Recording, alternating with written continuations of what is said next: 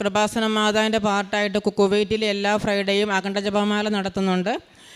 അപ്പോൾ അതിലും ഞാൻ എനിക്ക് സാധിക്കുമ്പോഴൊക്കെ ഞാൻ പങ്കെടുക്കുകയും അതിൽ ഞാൻ നിയോഗം എഴുതിയിടുകയും ചെയ്യുമായിരുന്നു. അതിൻ്റെ ഫലമായിട്ട് പിന്നെ ഉടമ്പടി കാഴ്ചരൂപം നടക്കാതെ വന്നപ്പോൾ ഉടമ്പടി കാഴ്ചരൂപം എഗ്രിമെൻറ്റിൻ്റെ പുറത്ത് വെച്ച് ഞാൻ പ്രാർത്ഥിക്കുമായിരുന്നു.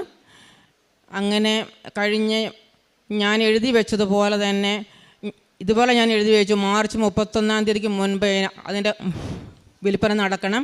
കൂടാതെ ഞാനൊരു എമൗണ്ട് എഴുതി വെച്ചു. ആ കറക്റ്റ് എമൗണ്ട് അതുപോലെ തന്നെ മാർച്ച് 30 എനിക്ക് അവിടെ നിന്ന് കോള് വന്നു, അത് ഒരാൾ എടുക്കാൻ വന്നു എന്ന് പറഞ്ഞുകൊണ്ട്.